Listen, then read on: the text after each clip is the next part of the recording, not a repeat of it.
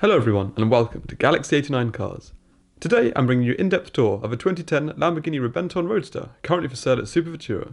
This video will be a little shorter than my others as I've already done a full tour on the coupe version, which is basically identical. Only 15 Roadsters were ever built, with this being one of only 3 right-hand drive models, so I feel very lucky to have had this opportunity. They are in a lighter matte grey to the coupe version, with the same theme being carried over to the inside. The vicious irregular hexagonal exhaust tip protrudes from the rear with an upward tilt. The Reventón has 18-inch front and 18-inch dished rear black alloy wheels with Pirelli P0 Corsa tyres. Within each wheel, carbon fibre fins have been screwed in. The turbine design is functional in that it aids cooling. All of the angular features remain, including the LED and xenon headlights. The roof is made from a lightweight foldable material and is stowed in the front boot when not in use. When needed, it is connected to the windscreen and small markers behind the seats.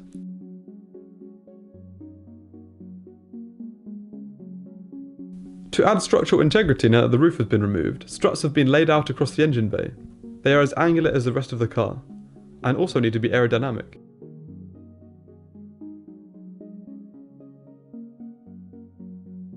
On the side, the cooling fins have been left up, which I think is a better, even more aggressive look.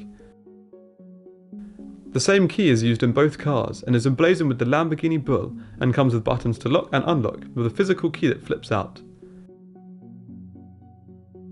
The door handle must be depressed at the front to raise the rear, to then be pulled up to open the iconic scissor doors.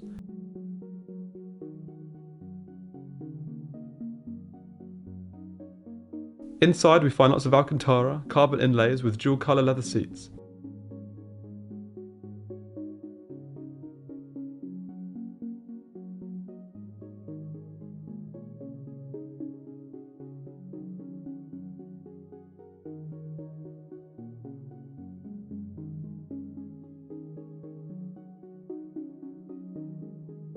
As with all my videos, I'll take you on a short POV tour of the interior before going into more detail.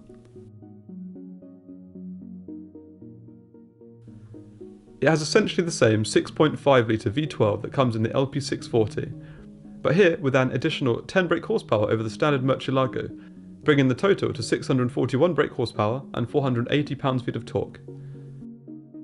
This power output produces a 0 to 62 mph or 100 km/h time of 3.4 seconds, and a top speed of 211 mph or 340 km/h.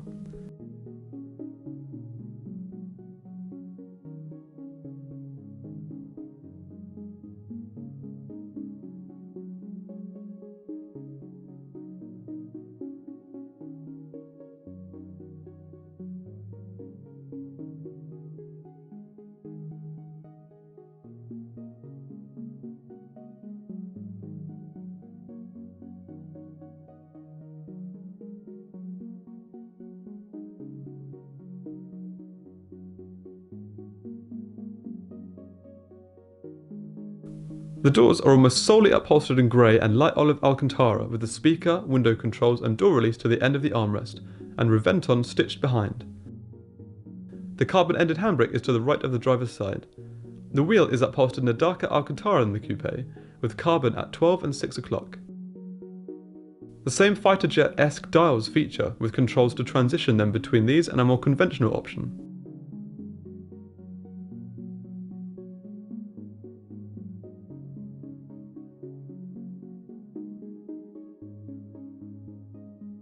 Behind the central carbon panel are controls for air conditioning, ventilation and a CD player.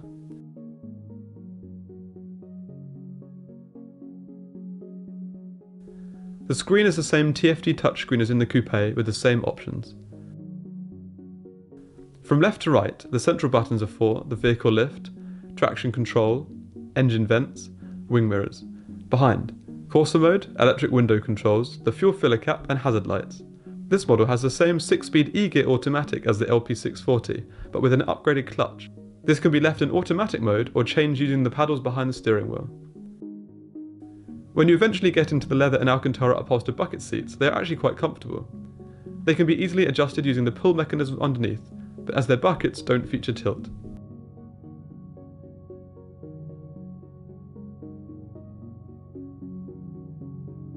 There's interior storage to the rear of the central column, pulling up the lid on top of the armrest, with additional netting behind the seats.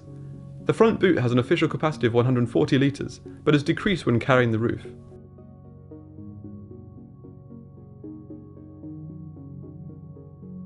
As a final thought, Super Futura currently have this and the coupe I previously filmed for sale, individually or together.